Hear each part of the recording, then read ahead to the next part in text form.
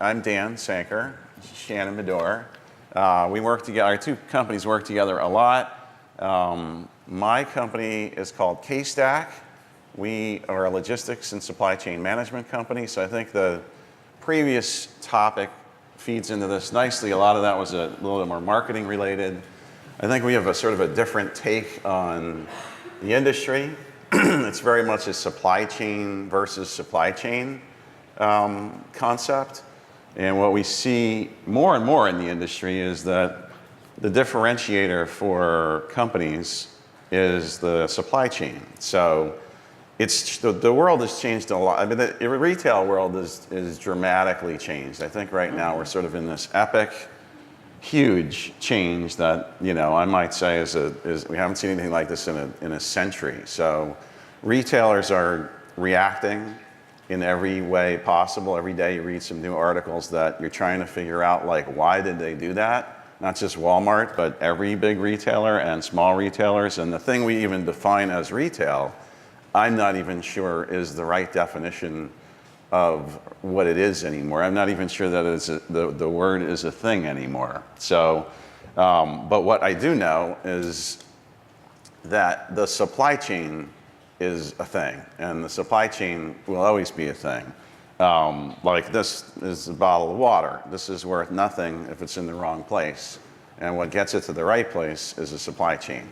And it's just about like that with everything. So the real value creation that we see is the supply chain managed properly. And what we also, my company, I started the company about 17 years ago. We started out doing full logistics services to all retailers for consumer packaged goods companies. And then we started to create, the concept was, how do we collaborate with retailers so that we can bring in products more efficiently and just accommodate what the retailers need. So one of the things we did is we worked with Walmart on consolidation programs.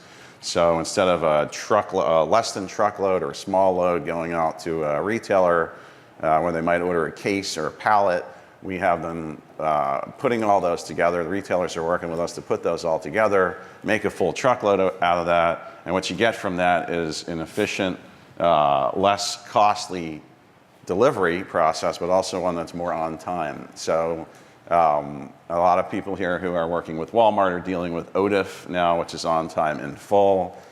If you don't do it right, it's expensive. If you don't do labeling right, it's expensive. If you don't do setup right, it's expensive.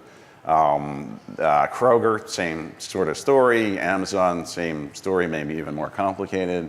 All of that's the stuff that we're managing in the supply chain, and what we're trying to do really is work really closely with the retailers to come up with better ways to do that so that it works just as well for a small product, a small company, as it does for the largest companies. And I think we're also seeing that, and I'm probably talking too much, but we're also seeing huge change there. When I started CaseStack, there were people who said, this was 17 years ago, so there are people who said, what do you need to do that for? Eventually there will only be a few large retailers and a few large companies that sell to retailers, a few large suppliers that sell big brands. Well, things could not be further from that reality. That's not what ended up happening. What ended up happening is the long tail became much more important. It's everything now. The long tail is bigger than the top part of the top selling items, and that's just going to continue on. So now the big concept here is, how do we all figure out what to do with it? So we work with companies that are typically in that long tail, and then what we're finding is sometimes those are bigger companies, but they have parts of them that have attributes that make them more like smaller companies. So we work with about 2,000 companies that are consumer packaged goods companies, and then we both work on we're more logistics. Shannon's, you could talk a little about your company, or I'll just keep talking. Yeah, so I'm the founder of Sightline Retail, and Sightline Retail started about 3.5 years ago, and this is after almost a 20-year career of working in big box retailers. and having every job imaginable within the merchandising world. Starting my first job after college was a merchandise analyst trainee at Kohl's department stores, and worked there when they had 90 stores and left with 500 stores. And then received an MBA in supply chain from Penn State University and was recruited to Walmart and worked in merchandising for quite some time. One of my last roles at Walmart, I was a DMM leading the wellness categories. And during that time, 5-Hour Energy, Larabar, Cliff Bar, Muscle Milk, and really innovative brands were launching at that time with my team of merchants. And it was really interesting going to meetings with high growth, innovative companies that had really incredible brands that were a little bit confusing to figure out how they fit in. Like, you think of a 5-Hour Energy, 5 years ago, the energy category didn't exist. And 5-Hour Energy was trying to work with Walmart for quite some time to get it into the modular, and they'd meet with D82, which is front-end impulse. They'd meet with grocery, so it could go next to, Red Bull drinks, but it wasn't a full drink, so it was only 2 ounces. They'd come to OTC and go, well, and go like, well, where is this supposed to go? Because it doesn't fit the way that categories were defined at the retailer. So as 5-Hour Energy was getting ready to launch, or trying to launch into Walmart, the definition of what they didn't fit the prototype of how merchants define their category. So that was a really interesting thing to navigate through. The merchant that brought it in had incredible sales. But as a DMM, one of the things that is, merchants are financially focused. I mean, the job of a merchant is around numbers, it is around productivity, it is around Jim Roy in turn. And one of the things when you're a merchant and you're deciding which items get shelf space, having confidence in the company to be able to execute and make sure that the items are on shelf is incredibly important. And so when it came time for line reviews and store adjustments, one of the things that was taken into consideration and it was an interesting time in wellness at that time, because there were so many unique brands and so many innovative companies and items launching at that same time, is how does a merchant meet their sales plan and make sure that the companies that they're allocating shelf space to are actually going to be able to deliver. And those 30-minute meetings or 60-minute meetings that you have with the merchant solidify how a merchant is going to move forward. And one of the things that happened is that there would be, so this is happening on the inside of a retailer. And then if you're one of these small companies that's launching a brand, most companies aren't sitting with tens of millions of dollars to put into a fully robust team to support each retailer. And so think about it, if you're the owner of a company that's launching a bar and you have $100,000 to go spend, let's say, are you gonna spend $100,000 on hiring somebody to manage sales at all retailers, or are you gonna use that money to buy, to hire a quarter of a team at each retailer you're trying to work with? So there was this dichotomy of, in some situations, there would be one person sitting in the room who was supposed to talk about the importance of OTIF or MABD or planogram setup or data sync and online configuration. And if the merchant wasn't confident that the supplier was going to be able to execute and implement through, store counts didn't adjust as fast as what the sales would indicate, because as a merchant, you can't have empty shelf space on a modular. So the role of a merchant is really supply chain based. And the role of a merchant really is about managing their real estate and making sure that it's as productive as possible. So I realize I'm a little bit skewed because I'm academically trained as a supply chain manager. But having worked in that business, you can't have it left me with, you can't have an effective sales meeting without understanding and having a really strong supply chain and operational strategy behind it.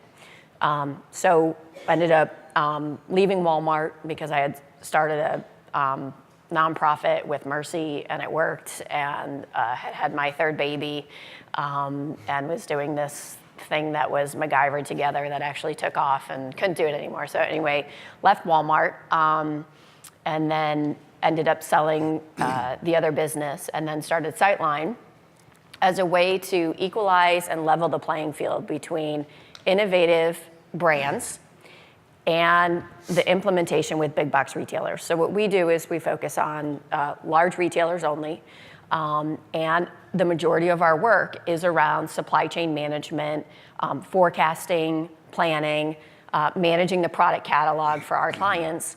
And we were heavily involved in supply chain because it's an important component of working with a merchant, and started working with CaseStack. And we found that when our clients worked with CaseStack, that the reliability was better for our clients. We started to test a couple of different programs of sharing team members between our two organizations, and really offering an end-to-end solution for small companies who can't afford a fully robust team but still need functional expertise.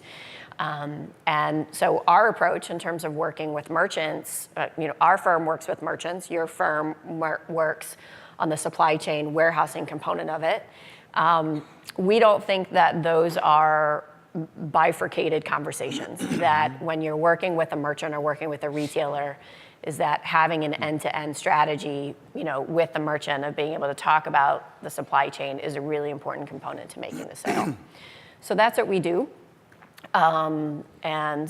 We work with, we are the team. We have a couple of instances where our team supporting some of our clients is actually larger than the clients that we work with, because they are leveraging our resources and our teams, which helps them save money.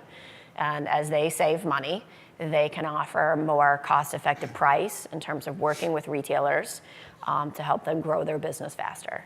And I think one of the things is that the business is about sales for everybody. So there's nothing wrong about saying we're in it for the sales.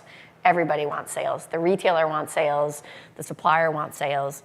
If a supplier is selling and the retailer is selling, it's good for Sightline, it's good for CaseStack, it's good for everyone in the ecosystem of that. But selling through is incredibly important, and then making sure you know the cost of working with each retailer is incredibly important as well. I know when I was in merchandising at Walmart, there were a lot of, we would get blogs of how difficult Walmart was to work with. And when you're on the inside of Walmart, you never want a supplier to fail, and you never want a company to go out of business. But seeing how decisions are made, it's easy for a company to get upside down from a cost structure by not understanding the cost of implementation within a retailer. And the cost to manage 500 stores at Walmart is much different than the cost to manage 500 stores at Kroger versus Target. And so if you don't understand how a break pack or a case pack or what some of the supply chain components are that you can ask a merchant, you can get upside down pretty quickly, because you go into a meeting and you give a price and you don't know the store counts, and you don't know the DC alignment, and you don't know if you're allowed to do break pack or case pack, and the supply chain cost is a significant portion of working with a retailer. And so being able to make sure that our clients are healthy and lively is a piece that we've started doing on the front end with clients before they go into a merchant meeting, which I think has proven really effective. Absolutely. Yeah, I think what ends up happening, we occasionally will go see a buyer with a client, and the clients the suppliers have a completely different view of what's happening, I think, than say a Walmart buyer. When I'm in the meetings, I usually sort of feel sorry for the buyer, really, because the suppliers come in and they want to show their cool new product, and it's their baby, and they're very excited, and they're basically showing their baby pictures, and you think your baby's cute and all that, but sometimes your baby's not as cute as you think it is, but it's your baby, so you think it's really cute. But what the buyers, I think, what's so challenging for the buyers is they have to sit through all that. They have to try to have a data-based approach when people don't really come in with enough data that's quality data, so they're trying to make a decision. They have a very limited amount of time. They've got a category or more than a category to manage. And then the concept of supply chain is one of the least understood I mean, a lot of times the buyers aren't that familiar with all the aspects of supply chain and the cost, because it really isn't. They're thinking you're going to get the product here, so that's good. Now the supplier, you would expect, would be really good at that and understand what it's going to cost and how they're going to do it. But that's not been my experience, or yours, I don't think either, which is the suppliers come into that buyer meeting with really not a whole lot of knowledge as to what they have. Some sort of number they put in that they made up, and they don't understand supply chain. And I guess it's not an interesting topic for a lot of people. So we think it's interesting because I don't know why we think it's interesting, but we do. So, and we have a whole team of people that really like it and want to fix supply chains. But when you come in and you can't explain how the product's going to get where it's supposed to go, how much it's going to cost, and if the buyer's now got to make a decision and they have to feel confident that you're going to deliver and that the costs are not going to change, that you're not going to go out of business because you forgot half of the costs. And those are the things that we see every day that are really problematic if you're a buyer. So as an example, I mean, we should probably, the examples are the most interesting. I mean, every day we work with people who are trying to deal with us. So we had a company that makes a beverage product.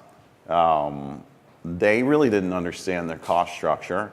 So they're in front of the buyer, and we're there, and we have enough knowledge of how the whole thing works that we're able to say, instead of the buyer taking this one SKU into 800 stores, which was the original possibility, and that was based on the cost structure, and those costs were figured out, a lot of it is supply chain.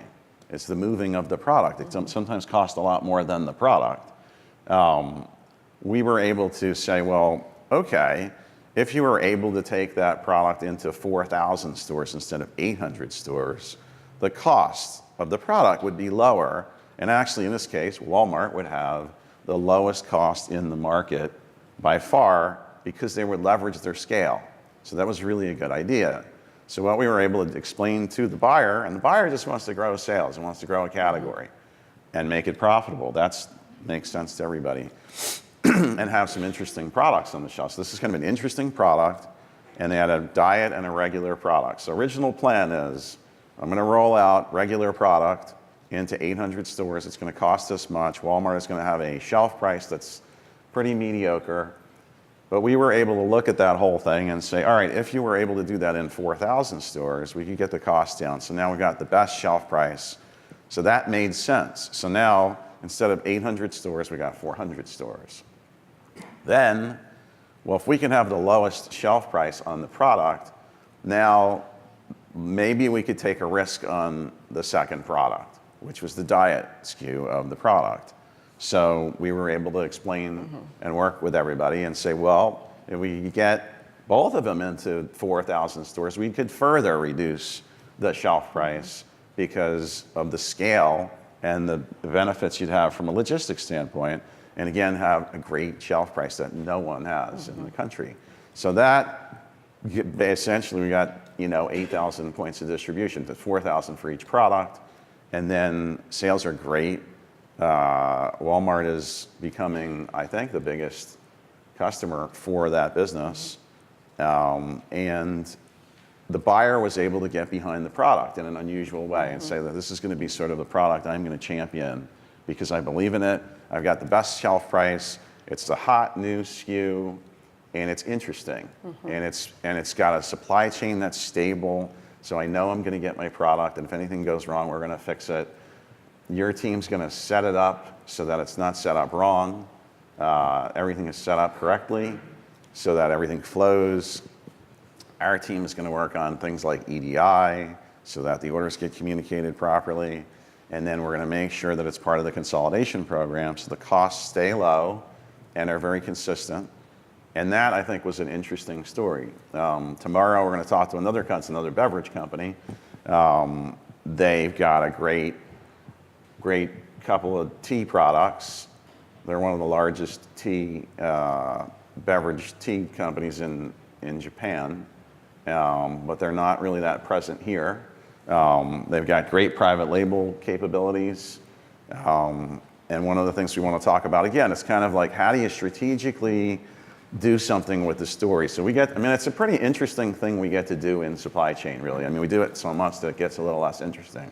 But the concept is kind of cool. We get to sit down with companies, and as our teams do, and try to solve a problem, which is, here's what you got. So, you're this company, great tea manufacturer in Japan. You got huge capabilities for, astronomical manufacturing capabilities, but you're not really present here. Your brand is not really that strong here yet.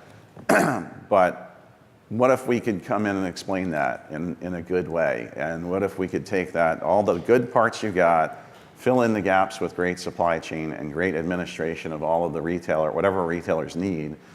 Also bring in the data that we can pull together, since we've got a lot of really great data resources now, and explain the opportunity.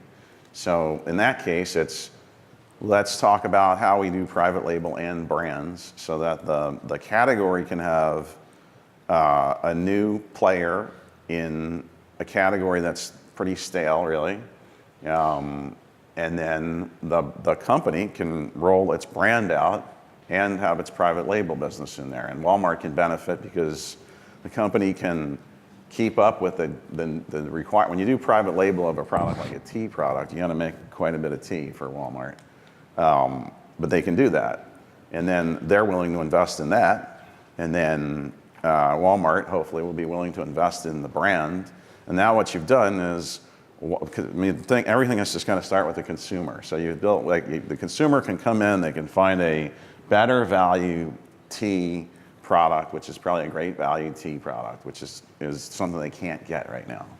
And then for the CPG company, the supplier, you want to build the brand, and this is a great way to build the brand. And then for Walmart, it's great low price product and great selection. So when you think about what do you need right now, well, I need a great private label product that's a good value for a consumer, and I also need that long tail distribution because not everybody wants the same products anymore.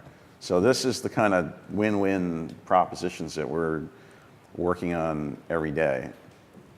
I don't know if do we want to open it up to questions, or do we want to? I think that's a good idea. But we're happy to talk about any supply chain related or anything. So if you have an item that's currently promotional and you want to eventually move it to modular, and it's in a case pack for round numbers, say 100, and that 100 exceeds where its visual and life is on the shelf, and you want to be able to launch it into an environment of 3,000 stores, but you also need to replenish it, how do you manage that strategy? So the question, you've got a promotional product that's seasonal, probably, or? No, it's ongoing. It doesn't have modular yet. So basically, you've got a display in how many stores?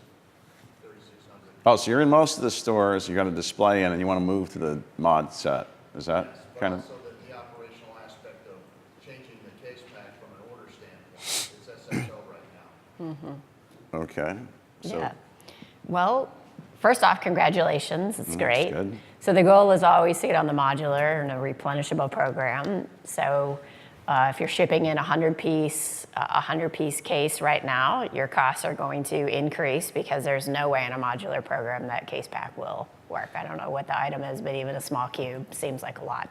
It's one of the things that's happening not just at Walmart, but other big box retailers, is that the GMROI and turns of product is being managed more, and it is because of the evolution of longer tail items within the retail box that the finance team at the larger retailers are managing productive inventory. So one of the things that is happening, not just at Walmart, but other large retailers, is the reduction of case pack size.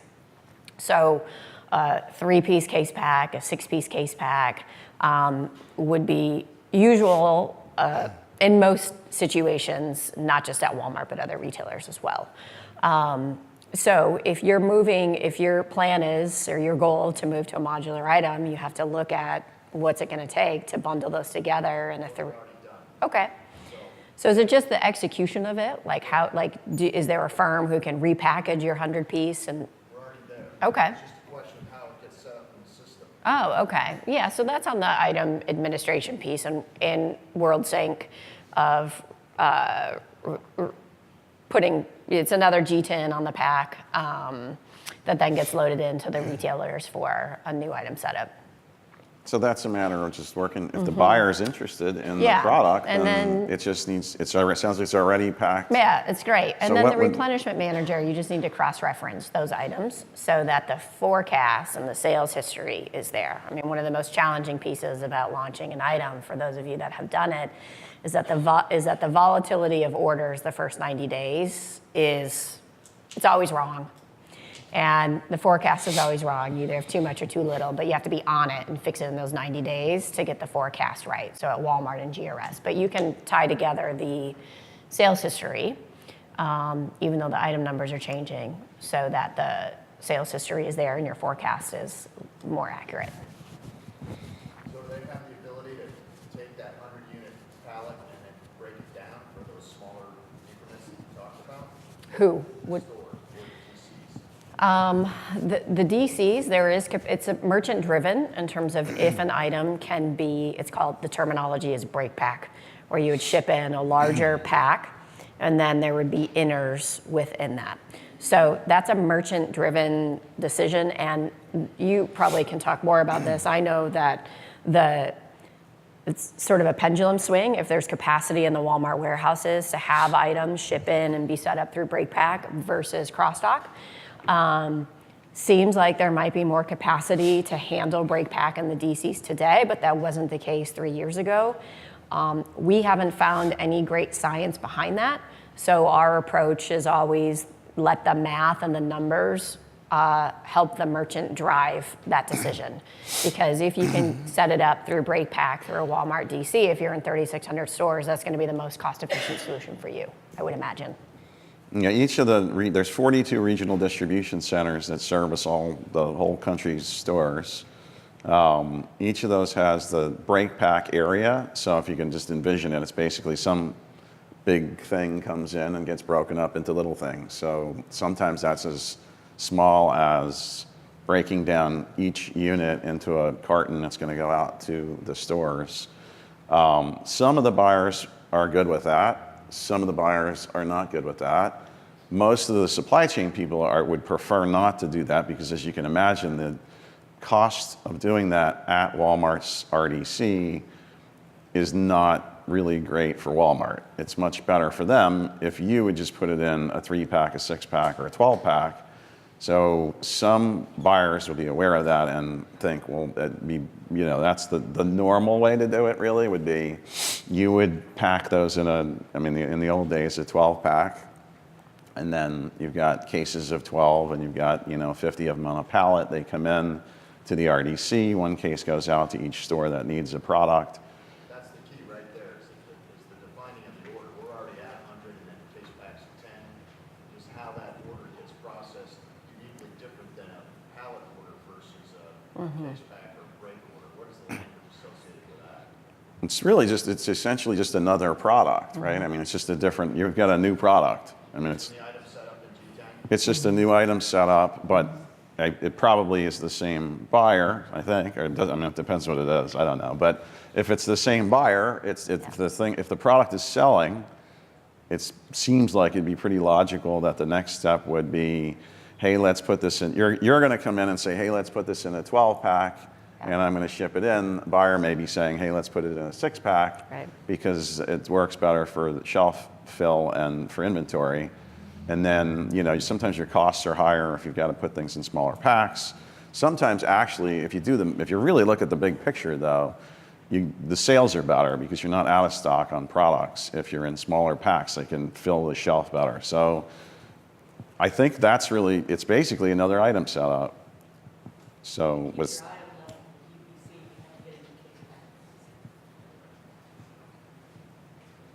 what other questions?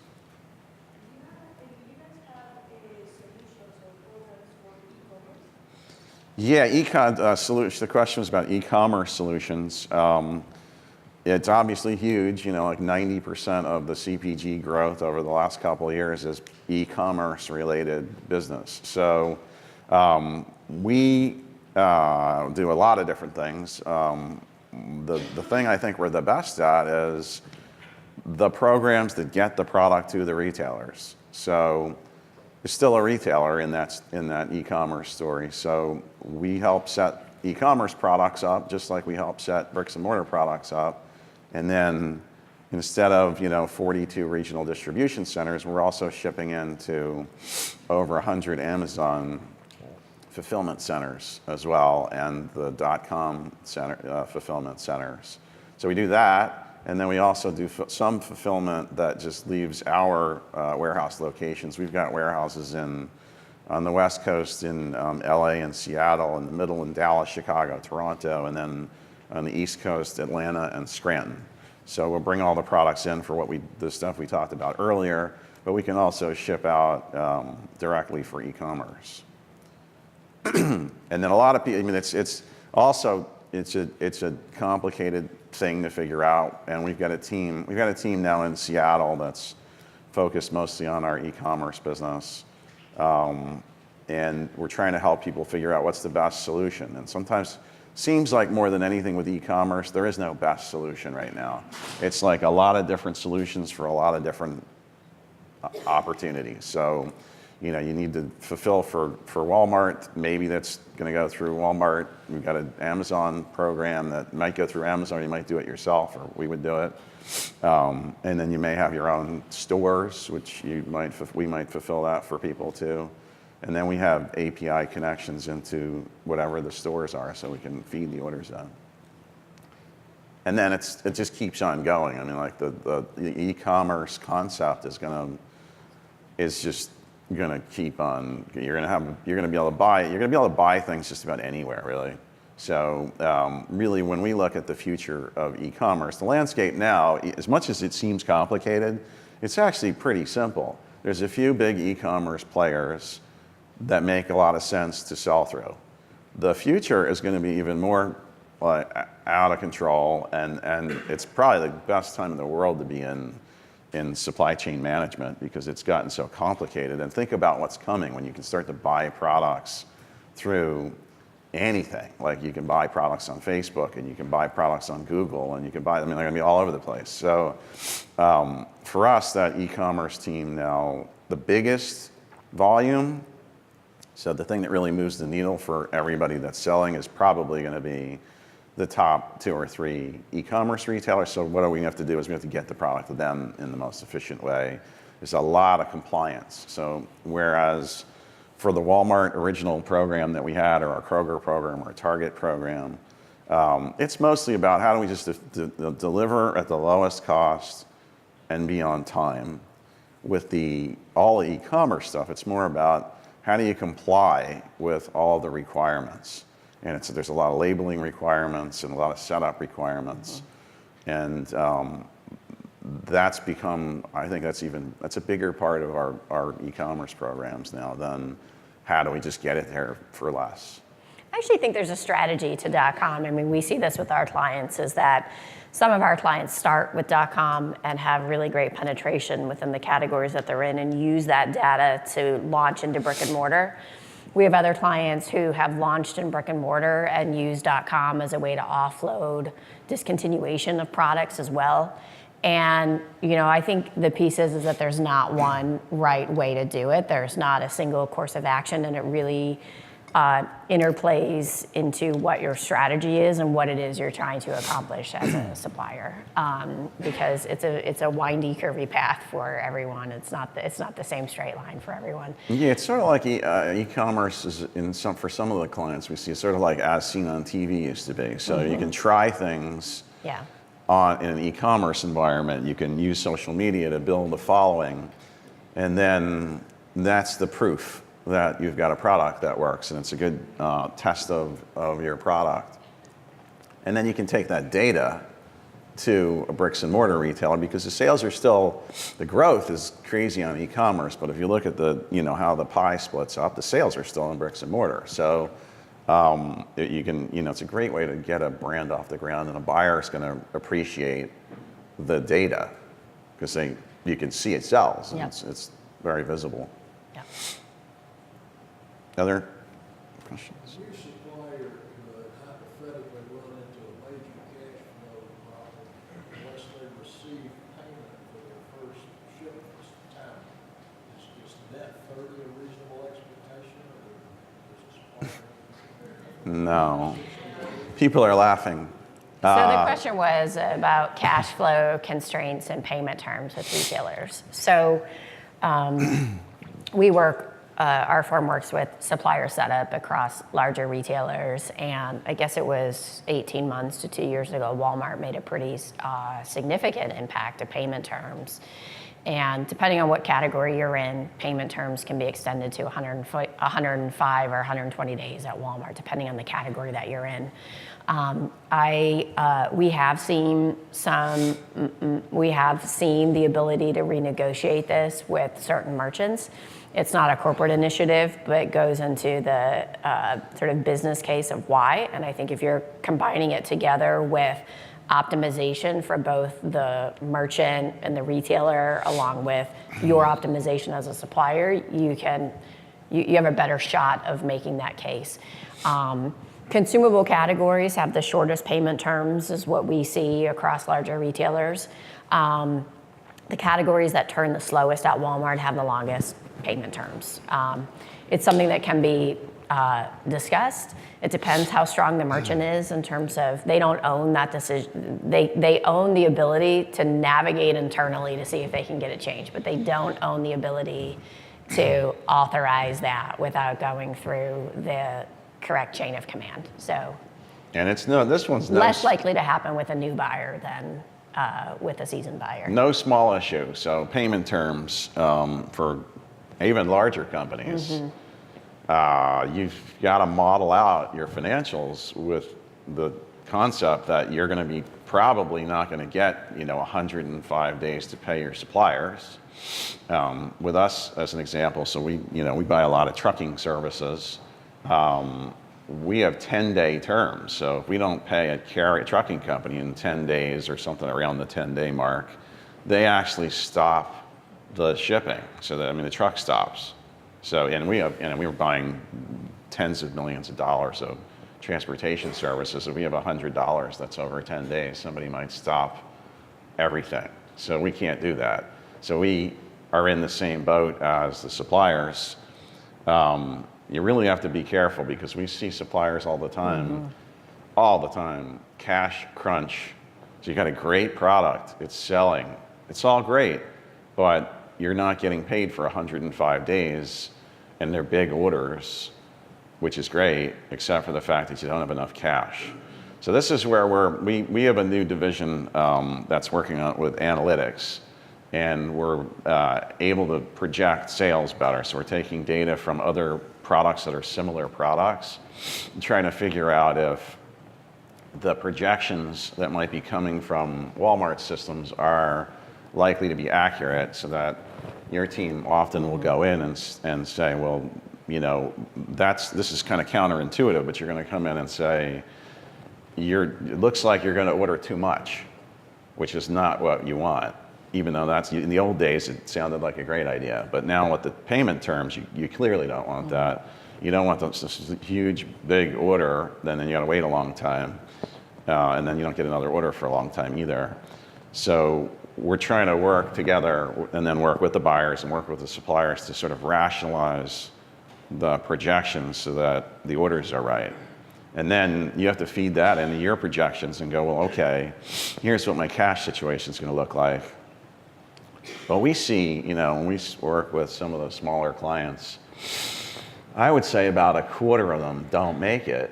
And it's mostly because of the financial crunch that happens. Maybe half of those are great products that just can't get through the cash crunch.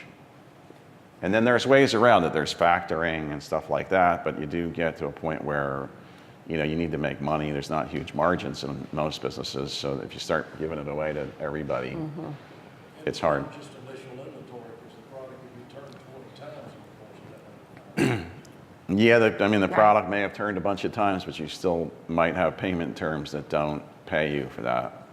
And that's just, that's a challenge. But as Shannon said, you've gone in and you've been able to make a case for why that should be changed, and sometimes it's possible and sometimes it's not.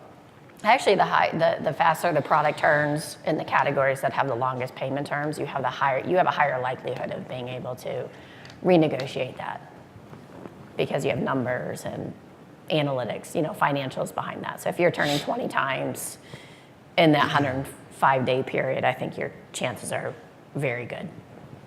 Thank you. Next question. You mentioned the new OTIF regulations at the beginning of the presentation. Do you have any best practices? I know we're still early on in the actual planning zone of that, but have there been any best practices established or any sort of training established on that that you can speak on? That question was about OTIF at Walmart, which is on time in full, rolled out in, I don't know, it's February, I guess it was now. Best practices. Well, best practices is get it there on time and in full. That's really the only best practice. So if you don't, there's a penalty. So you have to. So, for Walmart, it was important to make sure that the products are there when they need them, not there early clogging up a back room. It makes things flow a lot more smoothly. So a lot of people are not making it, but we are. It's very challenging because they reduced the delivery window to the 2 days. Yeah, I guess we should probably explain it a little. They have literally 3 days to deliver. You used to have the day and 3 days before to deliver, and it was considered on time. Now you have to actually deliver it on the day that it's due, and you have to be, eventually you're going to have to be 95% on time, or you're going to have a penalty for that. So right now it's 75%. It's more complicated than that, but. And I think the thing is that it's a supply chain initiative. But also, in order to be on time and full, you have to align the forecast between what's in the retailer, I'm going to say retailer because Target's rolled it out, Kroger's rolled out a similar program, Walmart has as well. So it's not just Walmart specific. And Amazon. But one of the biggest challenges that we face is that when an item launches, and the forecast is being level set, and typically on a new item there's not great sales history, so they're using a like item or like category sales, which isn't going to reflect that actual item. So there's a disconnect between what the supplier or what our team would say is actually going to sell through on the units per store per week versus what the system orders. So when you have a discrepancy of a replenishment manager saying, well, the category sales lifted 20%, but you don't expect your item to do that, that when those orders come through and it pulls items out of the warehouses, that's another reason why it might be on time and full. So there's a trucking component to it.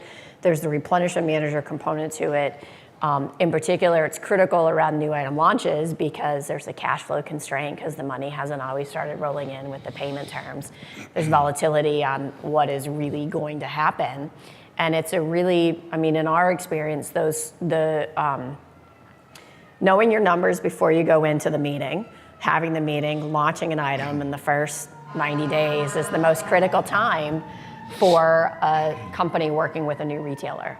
But the OTIF is meant to actually drive sales. I do think that OTIF has a really bad, negative connotation, but so many retailers have rolled out with it. And the reason is to be able to better manage inventory for everybody. So it gets to this concept of selling through is good for everybody. Selling in is sometimes just a one-way proposition, but selling through helps everybody. And the turn of product helps everybody. I think OTIF is good. I think one day is really hard to manage, but your company does that. We do that. So we've analyzed it and figured it out, and we make it. It works. It's not a problem. We can get the product there I mean, it's kind of upped everybody's game. Like and for some, it's not really like Walmart did it. It's the world did it, right? Like everybody wants, you're all consumers. You want everything delivered in 30 seconds for free, really. And you want to have any product that you can dream of in purple with polka dots or whatever it is. And you can have it now. So Walmart's in that game too, and they have to be able to do that. So they've gone to this more tight window. Now, all of it is possible. It comes with a price.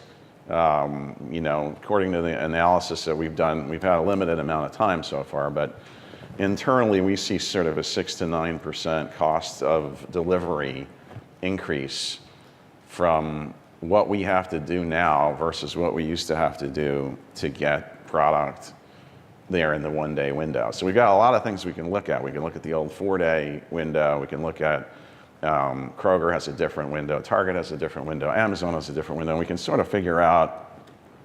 I'm not really sure anybody's looked at the cost. They're all, it'd be great if they have a 10-minute window and always 100% on time, but there's obviously there's a cost and a benefit. So right now I think it's all doable.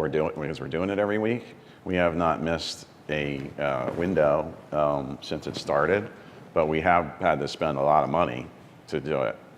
So I guess our challenges are, I work for a larger company, so the whole supply chain, that's not a concern of ours. Our challenges more are on the side of where we have delivered within the window, we have the timestamp from our delivery method, and it's delivered in the window, but then Walmart is not checking it in on time, and so we're still receiving fines, penalties, and once again, all of the needs our minimum expectations are, but we're still, it's still going against our overall score. So I'm just wondering, has there been any experience, because it is a zero tolerance too, we don't have any outlet to go back to and say, no, see, it delivered here, we have the DOL, this is the timestamp, and, your people stamped it as a window. So has there been any experiences or any conversations? Yeah, and that's, so the question there kind of is you feel like you're delivering it in the window, but it's not being recorded properly, maybe, and we don't know yet. But what we've also done, I mean, this is not part of that incremental cost of just the transportation, is we've created a pretty robust compliance department now at our company. So it's not uncommon now to see the penalties for everything have gone up astronomically. I mean, this is sort of I think we're in sort of a pendulum swing now where it's interesting. I'll go to each retailer and each retailer says, well, we're going to do this because the other retailers are doing it, so we want to do it too. And we feel like we're missing out on what their compliance requirements are higher than ours, and we want to catch up. And it's an interest, and they're actually not always right. So they're making, big retailers are making decisions on how to do compliance with regard to supply chain based on what they think is happening at other competitors in the market.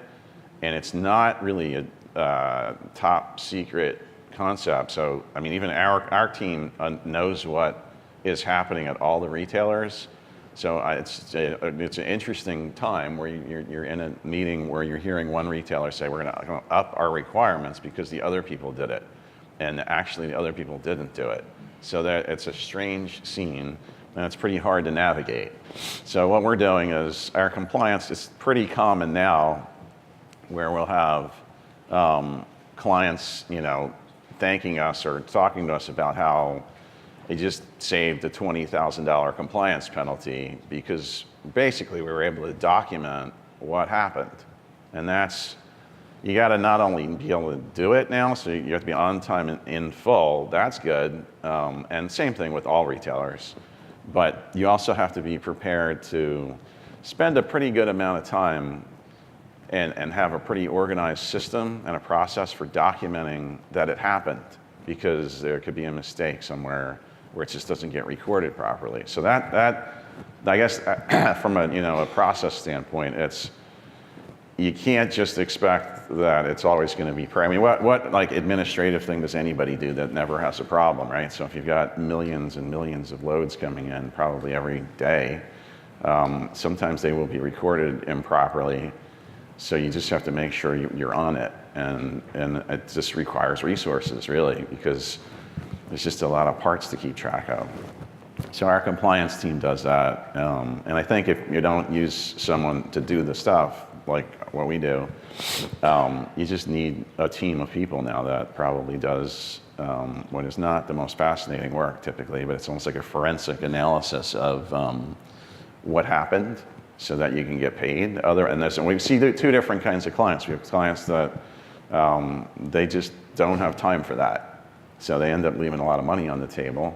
And then we've got others that, you know, they don't want to leave any money on the table because they can't, and then we'll help them through that. So I think we've got time for one more question, and then we'll be Great. around for a little bit if folks want to catch us. There's a question?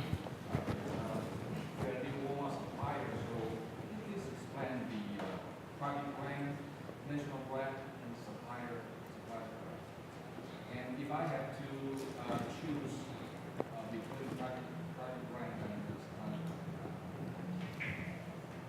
which one will work better with Walmart? Maybe repeat the So question. the question is if, Is going to begin the spring 2018 close okay. So the question is if I have the option for a supplier brand or private brand, how do I know what decision is right for me combined with, was it a national brand also? Yes, I would like to know How the brand segmentation works, like what's right. I don't think that there's a standard answer for everyone. I hate to say that. I don't think it's as black and white as that. If I was deciding around private brands, and there's been an incredible amount of infrastructure that's added to private brands at Walmart over the past 2 years. So you can look at all of the headcount that's moved over to private brands to know a significant internal investment is being made to grow private brands at Walmart. So I would say, knowing that on the number, on how that team has expanded so significantly, that there is internal alignment to grow private brands, and that is probably good positioning to be in because of the amount of support that's being added. And in order to get any headcount added at Walmart, it has to navigate through cross-functional teams. So it happened, and it happened for a reason. So I think that's one of the things to consider. A supplier brand, though, for your own brand, it depends on what your rest of retail strategy is. So if you're trying to grow your brand and own it in an omni-channel, multi-retailer environment, that might be a better decision for you based on what your go-to-market strategy is.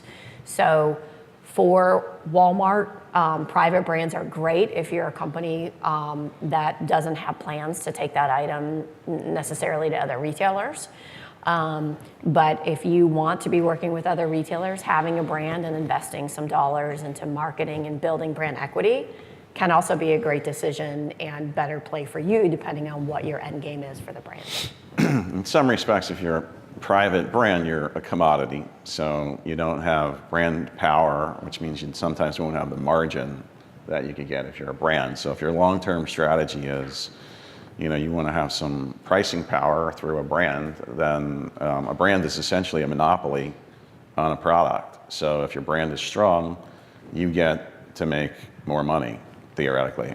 If you're in private brands, we see companies all the time that do really well with private brands. They don't have to invest as much in marketing. Right, and I think if you're a company who's really strong in manufacturing and making products and being given direction on what the products are, I think private brands can be a great avenue.